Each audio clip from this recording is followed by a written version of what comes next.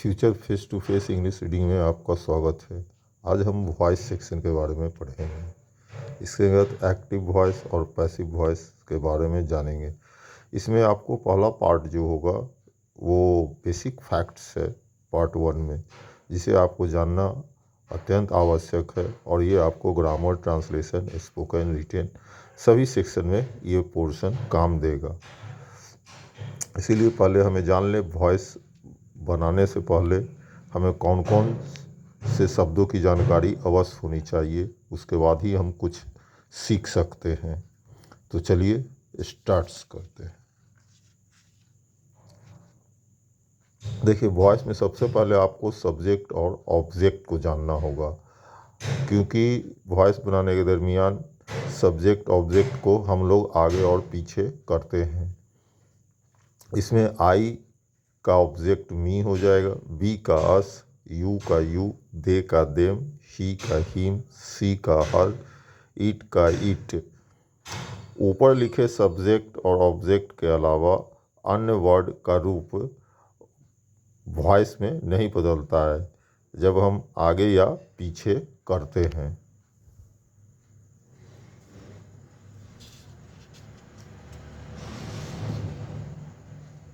अब वॉइस के अंतर्गत ही हम लोग को जानना है सब्जेक्ट ऑब्जेक्ट किस तरह का वर्ड्स हो सकता है। ये आप इसका स्क्रीनशॉट ले लीजिएगा या आप एक बार हम इसे पढ़ देते हैं, क्योंकि बहुत सारे वर्ड्स हैं। ये सब्जेक्ट का ये वर्ड्स जो है कभी सब्जेक्ट बन जाते हैं, कभी ऑब्जेक्ट बन जाते हैं। A book, a good book, a very good book, the book, the books, the good book, an apple, a fresh apple, the apple, Ram, Mohan and Sohan, milk, my, our, your, his, her, their, its plus book। उसके बाद है my, our, your, his, her, their, its plus books. A bunch of keys, a herd of cows, reading, singing, playing, dancing, etc। Honesty, childhood, music, the page of the book, the pages of the book, the window of the door, the windows of the house,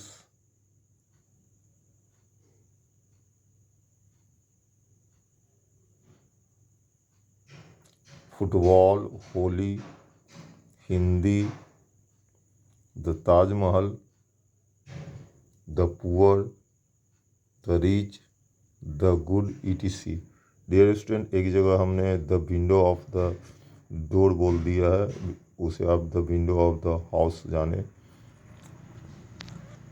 तो ये सभी शब्द जो है जस के तस रहते हैं पैसिव वॉइस ये या एक्टिव वॉइस में आगे या पीछे हम लोग जब करते हैं। अब आइए दूसरी बात जानना है वॉइस सेक्शन के अंतर्गत ये हेल्पिंग या ऑक्सिलरी वर्ब्स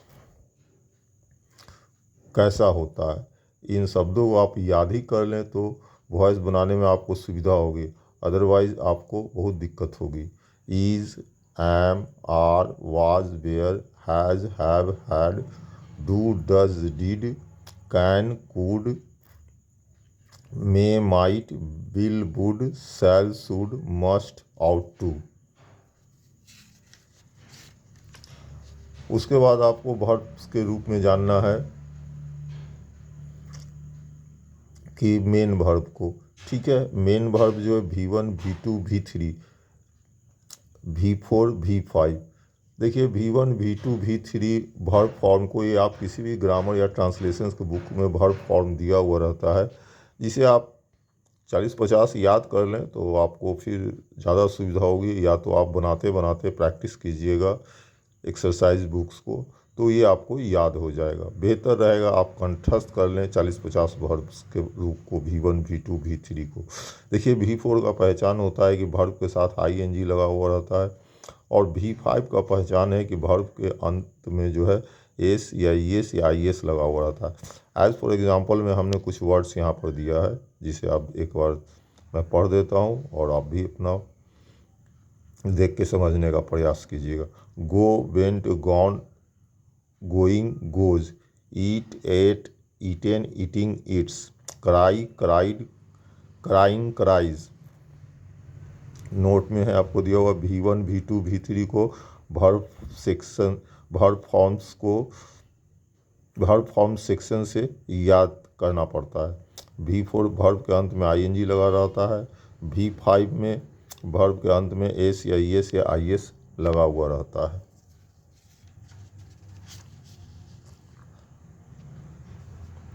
अब दोस्तों, अब प्रॉब्लम आता है कि वॉइस बना रहे हैं, पीछे की बातें हम लोग भूल जाते हैं।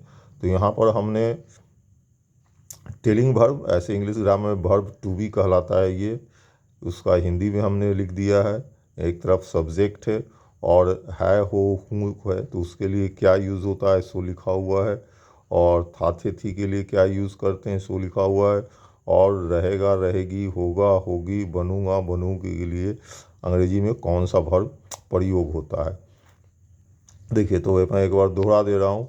आई के साथ हैम, बी के साथ आर, यू के साथ आर, दे के साथ आर, PS के साथ आर, ही के साथ इज, सी के साथ इज, ईट के साथ इज, नेम के साथ इज, SS के साथ इज। अब आइए था थे थी के लिए। आई के साथ वाज, वी के साथ वेयर, यू के साथ वेयर, दे के साथ वेयर, PS के साथ वेयर, ही के साथ वाज, सी के साथ वाज, ईट के साथ वाज, नेम के साथ वाज, और SS के साथ वाज। अब रहेगा रहेगी, होगा होगी, बनूंगा बनूंगी के लिए क्या यूज़ करते हैं। आई के साथ शैल बी, बी के साथ शैल बी, यू के साथ विल बी, दे के साथ विल बी, PS के साथ विल बी, ही के साथ विल बी, सी के साथ विल बी, ईट के साथ विल बी, नेम के साथ विल बी, SS के साथ विल बी। ये PS मीन्स होता है एक से अधिक सब्जेक्ट, ठीक है। नेम मीन्स एक नाम, SS मीन्स होता है एक सब्जेक्ट। PS को फुल फॉर्म है प्लूरल सब्जेक्ट, और SS का फुल फॉर्म है सिंगुलर सब्जेक्ट। ये चार्ट को आप कंठस्थ कर ले, ये आपको ग्रामर में भी काम आएगा, ट्रांसलेशन में भी काम आएगा, स्पोकन में भी काम आएगा, और रिटन में भी काम आएगा। ग्रामर सीखना है, वॉइस सीखना है, तो ये सेक्शन को आपको याद करना ही पड़ेगा। ये सेक्शन क्या है, इसमें आपको जो भी पार्ट फर्स्ट मैं दे रहा हूँ उसे आपको कंठस्थ करना ही पड़ेगा।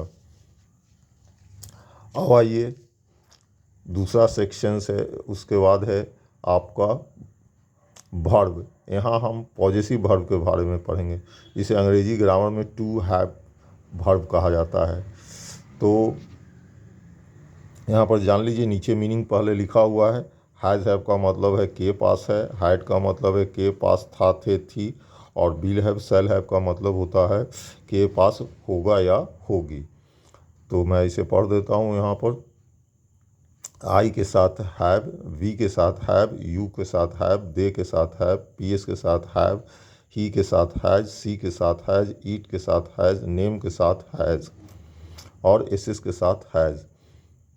और हैड जो है सभी सब्जेक्ट के साथ यूज़ किया जाता है, और आई वी के साथ शैल हैव, बाकी जितने भी सब्जेक्ट हैं सभी के साथ विल हैव का प्रयोग करते हैं। अब आइए वर्ब्स के ही देखिए, ये तीसरा पार्ट हो गया वर्ब का। तो इसमें आपको जानना है सिंगुलर वर्ब कौन होता है और प्लूरल वर्ब कौन होता है। तो देखिए, ईज को सिंगुलर वर्ब बोलते हैं और आर को प्लूरल। वाज, पहले मैं सिंगुलर वर्ब को बोल दे रहा हूँ, is, was, has, had, did, does. उसके बाद V5 मॉडल वर्ब्स, और V4 यानी कि गोइंग, और 2+V1, ये सब सिंगुलर फॉर्म में होते हैं। अब आइए इधर प्लूरल फॉर्म में कौन कौन से वर्ब है सो देख लीजिए। Are, were, have, had, did, do, go, modal verbs.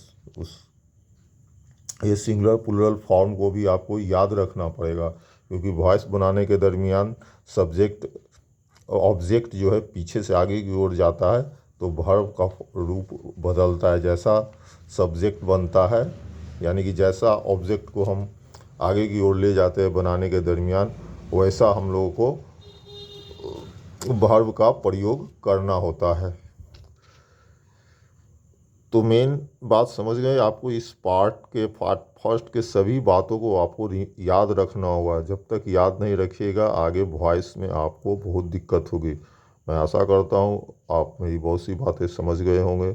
अगर जो बात नहीं समझ में आए या कोई क्वेश्चन करना रहे तो आप कमेंट सेक्शन में लिखें और इस चैनल को सब्सक्राइब करें।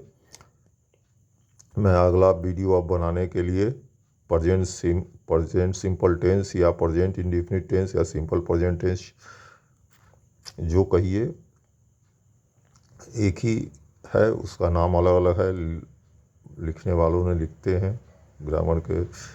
बहुत बहुत धन्यवाद। चैनल को लाइक और सब्सक्राइब करने का प्रयास करें।